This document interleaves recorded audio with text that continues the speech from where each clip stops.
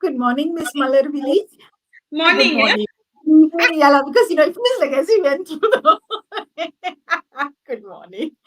Hi everyone. Welcome. And if you've been waiting for us, our apologies. We were doing some rescuing IT tech, rescuing in the background, and we need to get something sorted before we started. So hello everyone, welcome to this week's Leadership in Flow Asia. We have an interesting guest, and I think we're going to introduce our guest very, very quickly before before we get into any chit chat. Malar, over to you, Malar. Floor is Okay, yours. I have to say this. We have our guests actually really waiting at the background, and he can see us. But it's very interesting. Our topic is evolving leadership, purposeful risk taking. I think he took a lot of risk today. So yeah. So interestingly, and I do think if you check, we talk about quiet leadership, but today our guest today, Dato Indera Dr. Ahmad Sabirin Arshad is not a quiet leader because he has got 70,000 followers, right? And Yes. I stumbled upon him accidentally. Now, but what is really amazing about him is that I think, one of the youngest CEO for a GLC at 33, we want to find out. And when we had the pre-chat, he is very excited about risk taking, like what he just did to us today, because he he is calling in all the way from Germany. So Yeah. if you want to meet, I would say I don't know whether a real leader is the word, but if you've ever wondered how would someone so high make himself so accessible, Yep. it is really our guest today, and he does not have a PA, I think, because he responds to everything, including technical challenges, and he manages it. So we were having trouble getting him in, and he's finally in. So without further ado, and without taking any more risk, let's bring our guests in and have this very important, exciting, and meaningful conversation. Let's Okay, Okay, so let me change the layout a bit, and then we'll get Dato up on stage and put him in his rightful position. Hi, Dato. Good afternoon. Hello. Good afternoon from Germany. Have you had Thank your you. lunch? Not yet. Lunch is waiting. I want to do this one first. All right, great. The technology failed me. No, it didn't. It just But I decided that. I have backup. I do have backup, so I'm good. There you go. That's Thank good. you. Again, right? This is you, right, Dato? Because we were having trouble trying to get you in, and at the background, and you just. I think more than figuring it out, I think once you set your mind, you will just make it happen. So, are you on your phone right now? I am on my mobile, sitting in the room by myself. Okay. 15,000 away from all of you. Yeah, there we go. Thank you. So, can I just start off? No, I'm very excited to jump into your journey of being one of the youngest CEO at a GLC at 33. But before that, right? Can I ask you what actually drives you to be so humble and accessible to people? Because that's been my experience. I'm trying to understand it. Like, what motivates you, to open yourself up to people? All right. First of all, thank you for having me on this show. And I'm not sure. Maybe it is just my personality, and maybe me being very maybe at ease around people. And I have always had these issues when I was much younger. The difficulties of accessing to the leaders because they are making too many walls before we can see them. You got to wait hours and hours. And I said, if I were to become a leader, I want to remove all these walls. Wow. And to me, leaders should be accessible to all, either through physical meetings, through online meetings, through social media. And if we can do this one, the world can become a better place that we can live in. And Mm. I would also like to see that people should be treating people not because of title or position. And that one is important because most people are treating people because of their position, their titles. And Mm. if you're just a Mr. or a Miss or Madam somebody, you should be treated with equality. Wow. And and to me, the humility is the basic principle for leaders today moving forward. And those days when when you are scared of seeing leaders, Mm. people they managed by fear. And today is a different kettle, is different world altogether. And I can be here in Germany, and I'm talking to all of you. And I think these are unheard of many years ago. Mm. And leaders to me should be accessible, and if they are not accessible, they shouldn't. That is not a good trait for leaders today. And it is challenging, yes, but then the multitude of information that you have with you with technologies allows you to do a lot more things. And I'm juggling between different things every single day. And if you follow my LinkedIn or my social media, I am on travel almost every single day. I travel from Kuching, coming back midnight, traveling again 5:30 in the morning to Sabah to Kota Kinabalu, coming back middle of night and traveling again to London and Germany, early morning flights. So but then you are fortunate to have the support system, you have the technologies to support you all the way. And I am humbled by that. And and perhaps because of my, I think it is also perhaps because of my upbringings.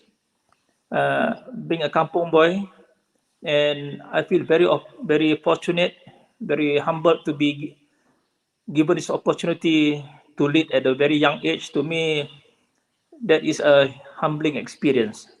And I wish I hope that I will continue to be humble like this until the end of my life, basically. Thank you. Kam- Thank you. which kampong, Dato? I am from those days it was a sleepy town in Kepala Batas up in Penang. Ah, uh, okay. and then those were the days. Now the town, we still have that sleepy town, but then the technology has changed us. Those days there was no car and there was no televisions, there was no refrigerators. We still get our waters from the government roadside water. Mm, And mm. and those were the good old days. And Yes. we're playing outside. And maybe one thing that I like to share here as well. And those days when I was growing up in Penang as a young boy, we are all colorblind. We don't see Mm, colors, we don't see races. And I enjoy going to my friends, neighbors, Chinese, Indians. We all go to the Deepavali there, and then their Kongsi Pachai, and they come to the house. Even when my mother passed away, we got visitors coming to the house. And these are humbling. mm, And I miss those times where we are one, and we see ourselves as only one. There's no risk, there's nobody else. We got together eating, playing. Sometimes I eat food lunch at the neighbor's place, and sometimes they come to my house, and we don't lock doors then. The doors are always open. But today we are so stereotyped, we are scared of this and that, and it makes me feel sad. It makes me feel sad. And but when I was in Kota Kinabalu many years ago, when my chairman, the late YB Dato Edmund Chong Ketwa, passed away, that was my first time managing a funeral for a non-Muslims. And we were there at the mortuary for a week, and my secretaries assisting him every day, bathing him and whatnot. And I did my obituaries at the church. And even if you go to Sabah, you see the pakcik makcik hajis, Malays, Chinese, Indians. They are all going to the church to give the last respect. They all accompany the bodies to the graveyards, and these are again humbling, because after all we are all human, and that's Malaysia that I like to see. And I say, if we can get the strength of all Malaysians in Malaysia, we got. I have always called this one as the elephants and the dragons. The elephants, I said, our Indian friends, because India is very much with the elephants, and the Chinese with the dragons. If we can harness the two energy from the two of our citizens, we can explore the two most populated countries in the world, China and India.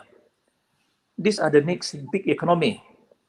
And we have the strength in Malaysia, being a multiracial country. Why are we not exploiting this? Why are we keep on fighting among each other?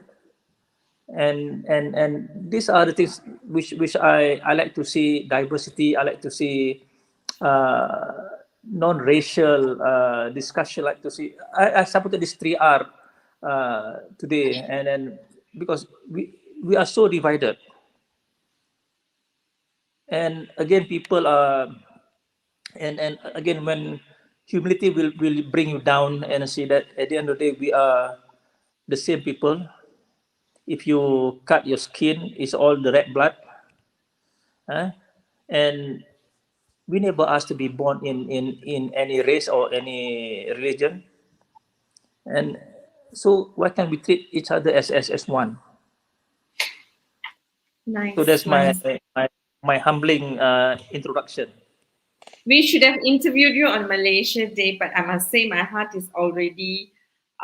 Actually, you've kept my heart warm all the time, but I think now it got warmer that I feel quite emotional. So thank you so much. I think you've put your philosophy, your beliefs very, very clearly. That you started off by saying, we need to treat human, as human, right?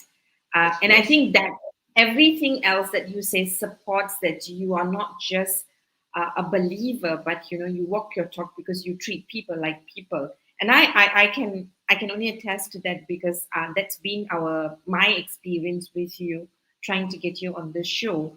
And it's just amazing that we didn't have to go around your PA and a whole bureaucratic system to get you here. But having said that, we want to really quickly dive into getting as much as we can off from you for our title today, which is purposeful risk taking. So I think people would already know why we've invited you for risk taking, because you just take risks, you speak from your heart and at the top of your mind. And I suppose that's what probably people who saw that in you, much earlier than before we got to know you. So help us understand, yeah, Dato. Share your journey with us in becoming the CEO of GLC at 33. What are some of your insights and lessons? All right. Let me just take back way back in the early 90s. when I came back from my PhDs. And when I came back from my PhDs in 93, many people would want to become the expert in the subject matter that they have studied for last 3 years. And at that time, I was given the opportunities to venture into space. And Malaysia do not even know what space is all about then. We do not understand the space program, we do not understand space engineering. But I spoke to my professors where I did my PhD, and he said, as an engineer, you must keep on doing better and better and not repeating the same thing that you did when you were studying. So I took that advice and I said, I took that risk. That was my first risk. And because I'm cutting short, because earlier on I was different careers, but let's start from my PhD journey as my first risk. Instead of becoming an expert in that particular area where I studied my PhD, I took the leap of faith into becoming a space engineer. And I do not know whether I will survive or whether I can do it, but it intrigues me to find out new things. And I was given the opportunity to join the MIASAT program. We built the first MIASAT 1 and 2, and I was part of the pioneering team working for MIASAT in Los Angeles. And at the same time, I took the opportunity to do my postdoctorate in aerospace engineering at UCLA. And when I came back, being among the pioneers who understand space, the government was looking around whom to head the new GLCs to do space engineering, space technologies, and they found me at the universities. And a typical response at the age of 33, when you were offered to join, my colleagues at the university said, it is a risk that you are taking. If you go to these GLCs with a contract post, which might not be renewed, where would you go? And if you stay at the university, you can become professors, you can do this, and it's a secret job. But to me, I do not like complacency. I like new challenges every single day. And the moment that I feel complacent, I want to move on. And I took that risk of moving to head a company from ground zero. There was no staffing, there was no manpower, there was nothing. And I built that company ground up and managing the first microsatellite programs with those days, the part of the space agencies before it was created. The first Tiong Sat 1 program, then we did the Angkasa 1 programs. But the most exciting part is when we did the Razak program. And this is where I encountered Elon Musk, and which many people do not know about that encounter. And those were about in the year 2004, and we were looking for a launch site to launch our satellites into the equator, and nobody goes to the equator on the low Earth orbit. Then a friend of mine said, why don't you call Elon, this guy, he may have a solution for you. So I did call him over Christmas Day, and he picked up the phone, and he said that, all right, maybe we have a solution, and why don't you come over? Then I flew over to LA, met up with him a few times, and he said he offered a few technical solutions. And those days he was operating from a small shack, a small garage like with 10 people or less. And the first time that I met up with him, he said to me, Sabirin, do you know that I'm a multimillionaire? I said, come on, Elon, I don't pull my legs. And I don't even know who he was or whether he was super rich. And until I get back to the hotel and check out Elon Musk, wow, said this guy is really rich. But he wasn't as rich as he is today. And the risk that we did then, because we took the decision to build a satellite with the Koreans, they have not built a satellite with the Koreans. And the second risk that we did then was to launch the satellites using Elon Musk launch vehicle. And that was the first ever commercial customer for Elon Musk. and he has never built a rocket, and he has never sent a satellite to space. But we have given him the trust, and he even bought an island in Kwajalein to launch our satellites. Wow. And because of that, the first time that he did, he failed. Second time he did, he failed. The third one he did, he failed. And the fourth, but he put a dummy satellite, he succeeded. And when he put on, then once that succeeded, on the third attempt, I said to Elon, okay, Elon, now you can put on my satellites. Just imagining yourself negotiating with Elon today. And that's what I did, negotiating with him those days. And the first launch was a success when he did our Razak launch. And because of that, NASA has given him $1 billion to build a bigger rocket. So that was the game changer, because then he took risks, we took risks. He spent all his money doing it. So he's very much risk taker. And we took a risk trusting him. And the success from there, he has grown up to be where he is today. Building, and I have always tell these stories to many friends. They said, "Do you know the origins of Tesla? The name of Tesla?" And I said, when we were doing testing of the satellites in Los Angeles at his site, at his company, a typical Malaysian always said Tesla, Tesla. Yeah, Tesla, Tesla. We have that la, and Yeah, then say, yes. come on, Tesla. So maybe that one sounds interesting to him. They say, then he get this Tesla car. So that's how it originated, uh, because that's how Malaysian created the Tesla car as well, not just SpaceX but Tesla. So and but those are the interesting part, and I am, because he took me to see his new place and to see his factory where the films of Iron Man was done, and that guy is very much determined to do whatever he wanted to do. And I am still in communication with his CEO, Gwyn Shotwell, and some of the top management that was with him from day one until today, and there are a few of them. And these are, in fact, Malaysian has got that history, taking risks and doing things with him for many years. And Nice. I think that was my biggest risk-taking exercise, because putting in 100 million worth of assets to space with a company with no experience, Nice. and Thank that, I could lose my job as well. Right, right.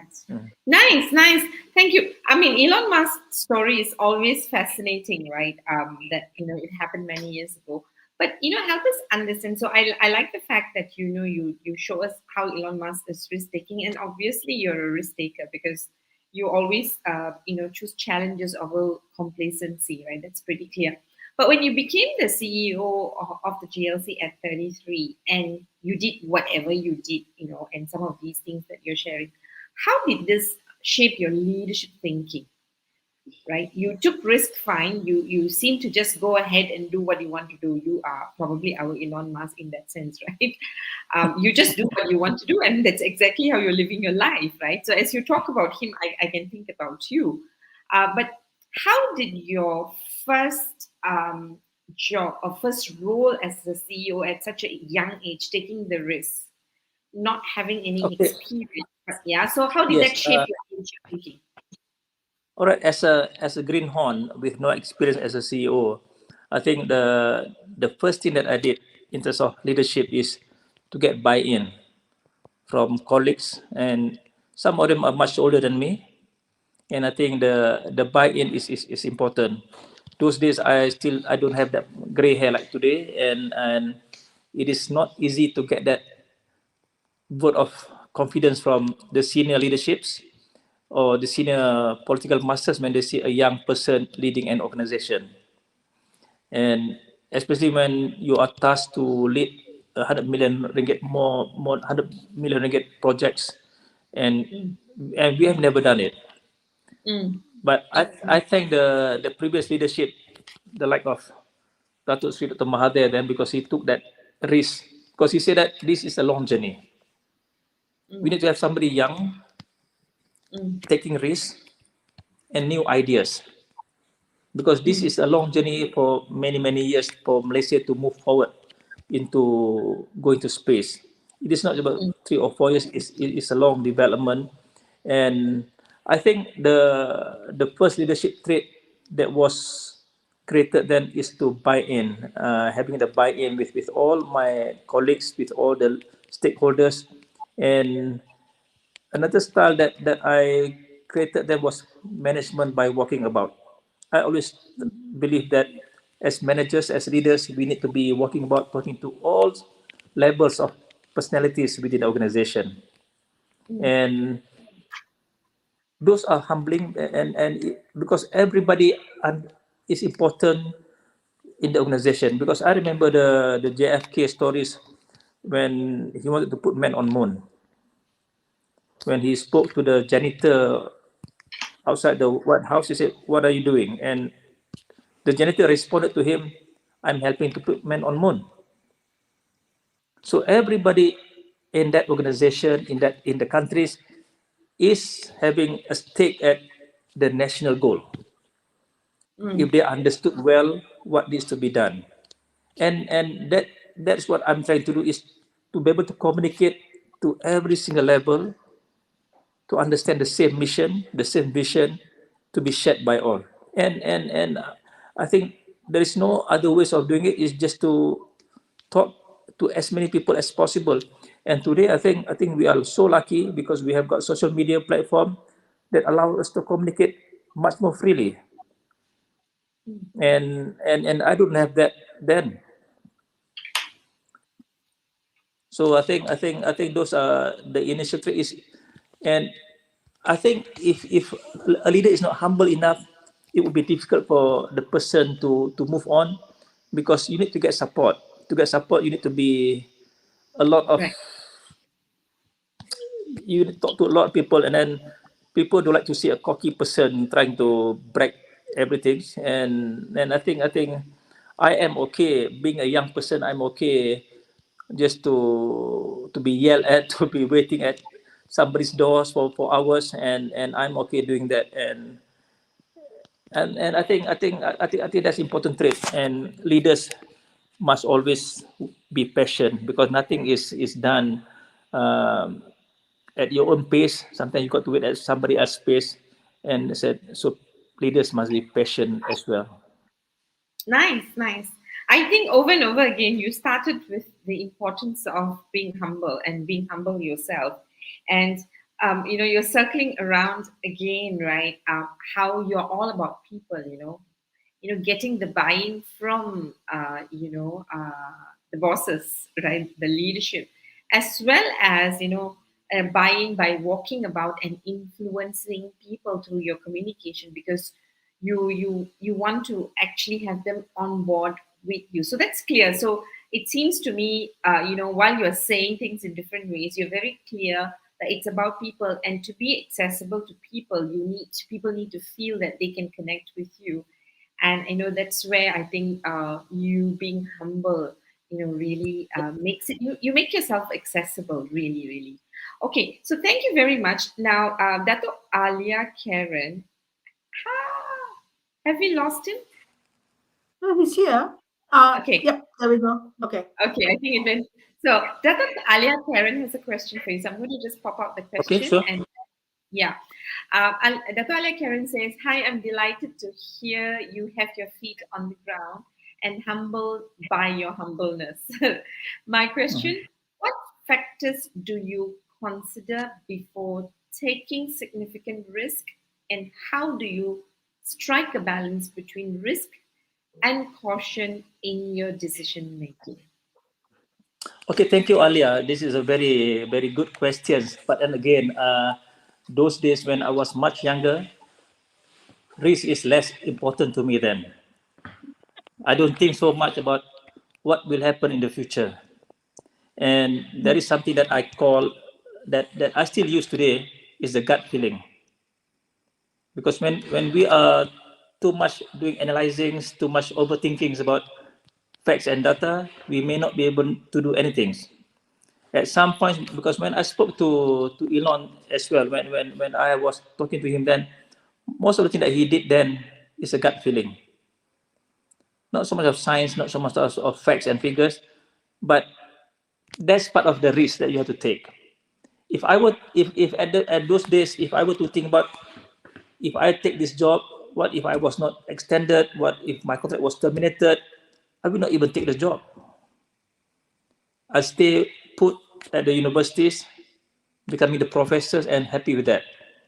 But at some point in life, you have to make a decision, and you may not even have the data to support that decision as well. And there's no science about it. And today, when I was walking around in the AI quantum facilities in Germany, you can have AI to help you to make data, to make decision making. But at the end of the day, it's a gut feeling. It is the human that understand the entire infrastructures. The data is there, but at the end of the day, you may do it or you may not do it based on the data given to you. And but now getting older, I tend to analyze a bit more than when I was younger. Um, but those are the beauty of being young. You think less, you take more risk. And now I do think a lot more, and maybe the risk taking part, maybe I will not be doing things that I was doing 30 years ago. Mm.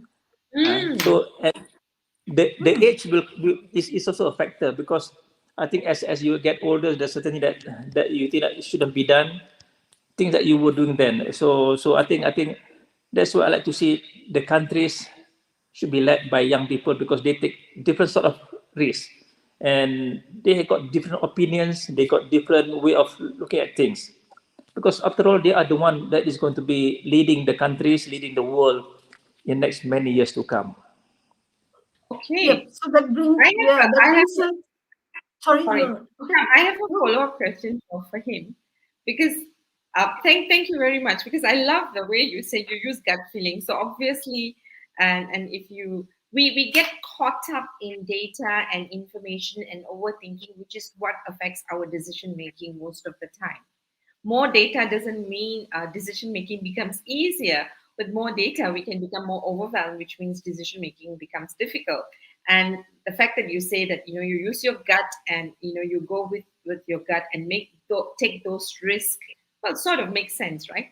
Now, Yes, on one hand, so I'm struggling how to reconcile this, right, Dato? Because on one hand, you say when you were younger, you took more risk, and you are an advocate for young leaders so that they take more risk for the country to move forward, right? that's right. So Hmm. you want younger leaders in the system, because when they're young, they will take more risk, which means that we can move it forward. So obviously, your risk taking probably has benefited many in your leadership where we have moved forward. Of course, there would be some learning, but now you seem to say that you tend to rely more on information data, and you sound like you've become more cautious. It sounds Agreed. to me. Yes, yes, Yeah. yes. So, Indeed. in what way, Uh, the question for you is that if you're cautious now, why do you then encourage young people to take the lead and take risks? So I'm trying to bring that together, if you can enlighten me. okay, I am conscious now because of these experiences that I have gone through. There are some failures that I've gone through, and those failures makes me better person today. If I don't fail, I don't succeed. Mm. Mm. And I like to see the younger people failing well. And Oh, I like nice. I like the young people in Malaysia, especially, that we celebrate failures. We never celebrate. We only celebrate success. I like to see that we celebrated failures, because when they fail, they will come back stronger. They make a better decision. They make a better leaders. And there's no substitute to failing. And I fail so much in my careers. I fail so much in my life, and I tried many times because I don't see the light at the end of the tunnel. But that makes me see how to go about doing things differently. Mm. And yes, I am more cautious today. I blame that on being getting older, getting of the age factor, and because then you're overthinking. You think about what happens if you do this one, what happens if you do that one. But I appreciated that the younger leaders should be making this one, and I encourage them. I will support them with that decision. Okay. Okay. Nice, nice. Sham, sorry, I have one more follow-up question. I can't Hey, cannot. so you had two, yeah. No, Go ahead. you I'm you busy taking down his quotes. yeah, I know. I love everything you said, especially when you said there's no substitute to failing, and why it's important to celebrate leaders who fail, because we know in our current system we are afraid of failing because we get penalized for the smallest mistake that we make. So with that, when so you said age, you said you've become a bit more cautious with age. What is your greatest fear now that you did not have when you were young, when you think about failing? Okay, my greatest fear today is definitely the uncertainties. Those days I don't think about uncertainties, but today, as I'm looking at the future about the AI especially, that worries me in some ways. Because AI can be good and it can be bad as well. It is about training the models. And I was talking to the expert here in Germany. I said, if we don't treat AI well, we will destroy our own world because the AI, the robots that we created, will destroy ourselves later on. Because AI is about training the models to do many things. And at the end of the day, these models can self-destruct. They will find their ways into the nuclear codes and then they can explode the entire world. And what worries me today is that the ethical part of doing things, because there's an evil part, there's a good part of things. What happens if this one falls into the bad people? And that worries me because I like to see people living in this planet that we call home for many years to come. And I like to see people traveling from one planet to another planet, walking their dogs in the evening, and this is what the future should be. We are living in such a huge universe which we have never explored, and the fear is that we will destroy our own self, and that's my fear today. Mm. And again, that comes from a very deep sense of caring for what it can do to human. Thank you. Okay, Sham, I'm good. Thank you. Thank you. No worries. That's what you said. If you don't fail, you don't succeed, right? You also said, I want to see the young people fail well. And the third thing you said was there is no substitute to failing. So if you take the three thoughts and it's almost like your anchors, right? And we connect it to your the vision that you want to see, that you are putting young leaders into leadership positions almost immediately. No such thing as a 5-year track. You have to go through this process. Hang on, here he comes back. Yes, I'm here. Yep. You don't have to go through a particular track, and after you've tick all the boxes, baru just and then we become a leader, right? That's what you would like to put in place. Now, how do you see one fostering confidence in the young leaders to that they are able to do that? And number two, how do you get the status quo, the current leadership, to buy into the fact that this is the way forward, this is the way we need to go in order for us to continue growing, for us to be sustainable? How do you marry the two? Okay, if you look into getting the young leaders failings, again, not everybody can become a leaders. Some mm, because I say I do mm, not want to appoint reluctant leaders. They must be mm, a willing leaders. And mm, to me, it is okay for them to fail and to do something but that was never done before. I like to see different ideas and that was out of the box. And in fact, there's no box at all. And what I learned in terms of about failing is that when I was doing my PhDs, my professor said to me, Sabirin, please fail, please do whatever things that you need to do. I blew up the labs at the university. Just imagine if you blow up the lab in Malaysia, they will kick you out, they will not give you the PhD. mm, But they make a new lab for me.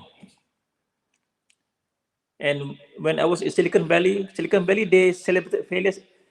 Every time there's a failure, they will ring the bell because they celebrated failures. mm, And that's why at CRIM today, I don't celebrate success of students getting all A's. To mm, me, if you finish your education, I'm celebrating all. Everybody is a success, regardless of how many A's. You can have no A's as well, but you can still succeed. mm, And it is about taking that risk. And I've seen my colleagues as well that is doing super well in their examination, but they are nowhere near in their careers today mm, because they are too academics in some ways. And this is where you see people that is not doing so well in their, even when I was interviewing students, graduates, then I like to take somebody that is not doing too well in their academic careers, academic achievements, because I want them to be doing co-curriculum. I want them to enjoy life. I just don't want to have somebody that is just reading books and just memorizing.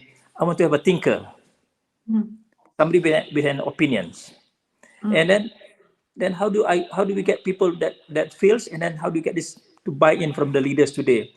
The present leadership that we have need to see that the young people is our only hopes to change the country. Yes, we have the older generation, but then you see all over the world is there are younger prime ministers, younger presidents, and definitely yes, the older one will have the wisdom and experience, but let us give the younger ones the exposure, let them lead the countries, let them lead the conglomerates, and people have forgotten that even our late Turazak, he was very much young when he was becoming the deputy prime ministers. He was in the 30s, in late 30s. mm, Tun Hanif, when he was the IGP, he was in the late 30s as well. And many of the CEOs of GLCs also in the late 30s. And it has shown that those who were appointed earlier on, they made better in terms of becoming a corporate leaders or political leaders, rather than somebody that is appointed towards the end of their age in terms of the 60s or 70s. But if they were the fighters from the early on, they will make a better leaders for the, and then I bet my bottom dollars to make sure that the young people will have the opportunities to grow. And mm, I have always tell my colleagues it is okay to fail. Don't worry about failing. Don't worry about losing that money. We'll make more money by understanding what it is. Otherwise, you won't do it. mm. So there is that vision of a CEO, right? A vision of a that main leader who says, yes, I want to put young leaders in place, right? I want to put willing young leaders in place. I want them to voice their opinions. I want them to test. I want them to try, experiment. And if we fail, so be it, right? Yes. And I'm going to find a way to make my current leadership cohort buy into this idea, right? There's also, so that's one, that's the people side of it. There's also the business side of it, right? In terms of you are responsible for the deliverables of the organization, right? how how do you mitigate the risk? How do you mitigate the risk of the failures and those measurements that you're measured fall by. How do you find not just a middle ground, but how do you balance the two? Okay, just let me retract those questions. Mm. Uh, if Elon Musk never fail, or if he's doesn't want to take the risk of failing, he will never succeed today to become what he is today. If American don't take the risk after they failed the launch of the rockets the first and second time, is Yep. doing the same thing Yeah. as well. Everybody fail, and uh, and then how do we then mitigate? We can only get better by failing. But We Dato, learn and then they not to repeat.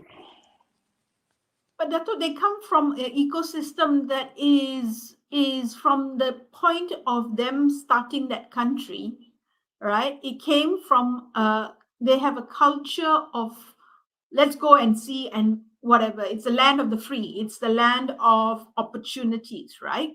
We in this part of the world, Malaysia, Singapore, all the countries in this part of the world don't have that culture, right? So how do we embed that? How do we get people thinking in a slightly different way so that we have more ideas coming up because people are taking more risks, leaders are trying new things, right? So Okay. maybe Yes.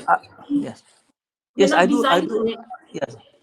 I do agree with you that we are not Americans. We are not Europeans. We have different cultural beliefs that we grew up. But now the world has become more homogeneous. What was not used to become to us now has become a norms to us, and Hmm, the world has become smaller because the transports that we can move from place to place, we can adopt, we can be part of another societies, and we are no longer being within our own areas or confined to our own territory, but we are moving around the world. And I think whether we like, just for example, when the Japanese are building their own car, hmm, when they are exporting this to America, they got the Japan who lives in America, who thinks like Americans, who live like Americans, who eats like Americans, so they can set the cultures of Americans in using their cars. hmm. You cannot be forcing people in America to be buying Malaysian products if you if you do not understand their cultures. Correct. And again, these cultures in the future will be more uniform. Hmm, Yes, we have different traits, different unique traits of cultures, but this cross borders that we're seeing today will see much more homogeneous in terms of cultures and acceptance of the new culture as well. And I think what was not accepted in Malaysia many years ago is now become a norms. hmm, And remember that we don't do many things that we do now as well. And the cultural things change. hmm, And and eventually I'll see Malaysia will have a melting pot as one culture that doesn't define by a race anymore. hmm. That should be the way that we're heading in the future. There should be one global culture, and that's why many years ago when I attended a Harvard Business School, I said, whatever that was preached at the Harvard Business School doesn't affect Apply. or Hmm, it's not applicable to Malaysian because we have a different culture, different workplace. We don't hire and fire as we like the hmm, Americans, but it is getting more and more. Even the Japanese many years ago, if they start to work with one company, they will die in that same company. But hmm, today, the younger Japanese keep on moving after a few years, and these are the gig economy coming in place. Whether we like it or not, even the young Malaysian do not want to work at one place for a longer period of time anymore. And these are the cultural transformation that we are seeing. hmm. And I foresee that in the future, this culture, who are these people? They are Malays, they are Indians, they are Chinese, but again, they're all Malaysians. Hmm. That's the gray, positive gray that we like, that I like to see myself. A positive gray. Oh, that's very interesting. A positive gray that you like to see in Yeah. yourself. The gray areas, right, where we Yes. overlap. Right. Mm. Okay. Dato, I'm going to flesh out this question by Siva Sundaraj. And his question is, or he'll start off by saying, I'm honored to be connected with you, Dato Sri, in Dato Indra, in this platform LinkedIn. My question is, Dato, you mentioned believing in gut feeling to venture in any challenges that come along in our role. However, do you still think analyzing long-term consequences, undertaking any big project is vital in achieving success, or have a belief system that we will achieve our project goal, or just having a belief system that we will achieve our project goal? I think that's what Siva is asking. Over to Okay, you. no, today I am using some analytical tools to make assessment whether to do or not to do certain project as well, and Mm, but I over rely on these tools.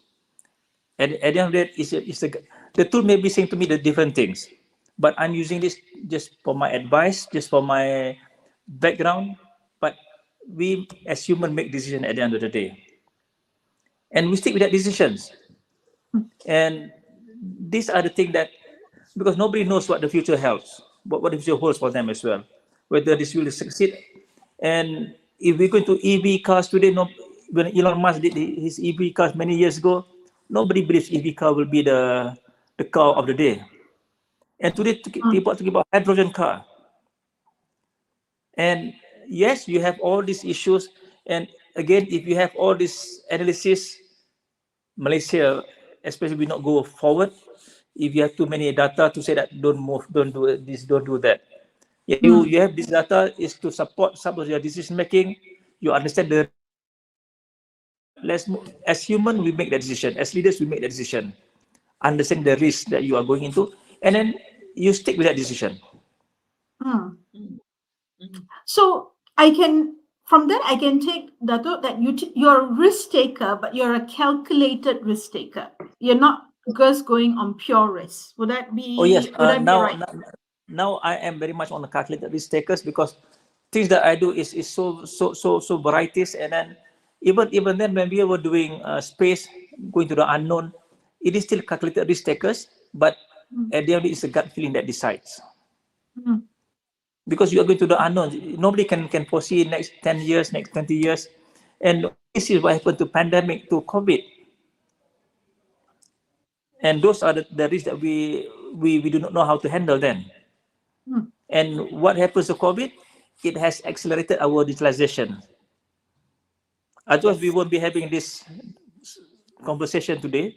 We need to be in a studio talking to each other, but now we can be doing this different part of the world. you will. Yes, And this that's is right. part of the blessing of COVID. Mm. Yes, Nice, yes, nice. agreed. Thank you. Thank you. Well, actually, what I hear him saying is that I don't see him disregarding any data, but I think where what I'm taking away from you, Dato, is that data is data. At the end of the day, when you're at crossroads, right, you need to just check in with you and go with your gut to see what is the right thing that you feel you want to go with, and with that, you take risk, and which means that you fail to learn. Is what I'm That's right. getting. So, No, no, no, yeah. no. Sorry. After all, humans are much more superior than data. Yeah, right. Mm, And mm, that's the gut that we are talking about. We're not talking about gut as to I feel like doing it, I do it, but you're taking in all and you're checking inside and say, okay, which way am I going to go? And that's the role of a leader, right? Because if That's right. decisions are just made based on data, and if it's so Yes. clear, then we don't actually need a leader. So that's what I'm getting from you, and thank you for Yes. that. The gut feeling by itself, I would call it as stupidity. mm. Yeah, yeah, Nice. Cham, I'm going to read comments if you can just flash it for me before I ask after the last question, because I'm not because I sure. got it right. I'm not able to do that. Farah says, "Agree. I have to go take photos. Nice to listen to you. That see you again one day." So I think Farah is one of your followers, and Dr. Fazalur from India, all the way from India, he says, Thanks, Dato Ahmad, for instilling confidence. It's an excellent answer. This is to answering Dato Alia's question. And he says, Malarilli and Alia, thanks for asking such a meaningful question, is what Dr. Fazal Arul said. Now, you've actually taken us to, you started off with humility and then you went into risk taking and why it's important for us to stay grounded by, managing by walking about so that we influence people, get their buy-in so that they are on the bandwagon with you to go where you want to go, which is actually influential. And then you are a great advocate for young leaders because young leaders probably have less risk data, so they are able to take more risk. And it is through failures that we learn what doesn't work so that we can then move forward to what works. And you give us a lot of examples about how that is true for us to move forward. So stop counting, the successes, but start counting your failures because then that moves you closer into success. So you're a great advocate for young leaders. We totally agree that the country needs to go that way, organization need to go that way, which is why we need to appreciate failing. We need to appreciate risk taking too, because that's what probably scares us to allow young leaders to lead because they're inexperienced, which means that there would be mistakes, right? So you've given us a lot of that experience now, and that's fantastic. But in all of these things that we're saying, we're shouting out for young people. Where do you see the future of experienced leaders or the older generation, as we may call it, right? Because there's a lot of conversation about young people and bringing them into workforce and, and making sure they get spaces. So with all of this, right, what do you see happening to the experienced leaders? Where are they in that space? All right, the experienced leaders, yeah. Into the Okay, future. okay, we are not dinosaurs. In that way, the experienced leaders are required because we need that to have that balance as well. They need to be mentoring. They need to be guiding the young ones. I look at this as a simple example of a family. You got the parents as an elderly, and the young people as the children. The parents are there to guide the children to make sure that they go on the right footing. They go on success. No parents wanted to see their children doing bad. And that is the role of experienced leaders to guide and make sure that the agenda of the countries is being achieved.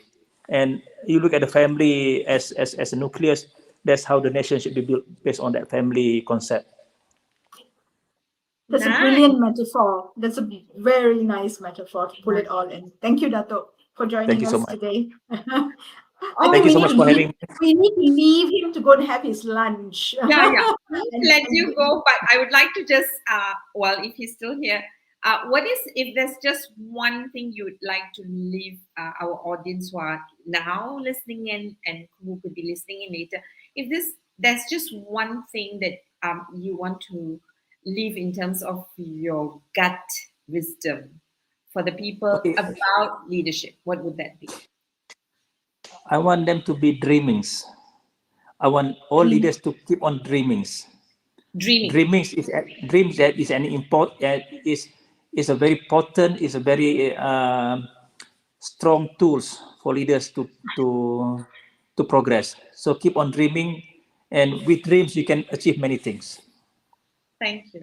Thank you, Dato. Thank you so much for, logging in all the way from Germany, saying yes to us, making this happen, skipping your lunch or delaying your lunch. I really wish you all the best. You are such a blessing to our country. Thank you. Stay well and have a safe journey back. Okay, thank you so much. Thank you, Dato. Bye-bye. All right. Thank you. So as we say goodbye to Dato, oh my goodness, he's an experience, isn't it? Yeah, tell me, yes. He is Full of such a nuggets. beautiful experience. Yeah. Yeah. Yes. And he The does last it. quote up. I'm just going to put the last quote up because it was really, really good. He said the one about, I want all leaders to be dreamers. Keep on dreaming so that we can achieve big things. I thought that was a fitting finale.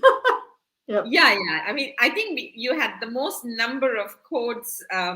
You put up most number of quotes today. Yes. Yep. those who have joined us, thank you very much for staying tuned with us. I really hope you enjoyed this down to earth, humble, yet heart provoking thoughts and conversation about some things that we actually don't talk about leadership, about gut feeling, about being humble, and leading the nation with your heart, and how receiving is Mm, really important, and the importance of everybody, right? mm, He really mm. brought in diversity and inclusion in a way that sometimes we don't talk about, Yep. whether it's age, whether it's color, whether it's culture. What Dato is able to see is that, we are here as humans first. Let's bring the best out of each other, and Mhm. let's gather together to make the world a better place in the way we know, and not in the way that has been predetermined in the past, which is why we need to take risks to fail then before we actually succeed. So with that, I really hope that this was useful. Until we meet you next week with our summary, I hope we'll have an exciting framework to share with you. And as I pass it on to Shamini, this is Malar signing off from beautiful Malaysia. Yes, and you put it so well, Muller. I've got nothing to add. Just been very, very busy with a lot of quotes, quotable quotes this week. And yes, I need to also say a good night and good evening to everyone. I am about to join the orientation dinner for going back to school. All right. Okay. And I'm sure we'll Yeah. find out more soon from you. So, Shamini, thank you Okay. very much. Good night. Bye See bye. you. Everybody, have a lovely night.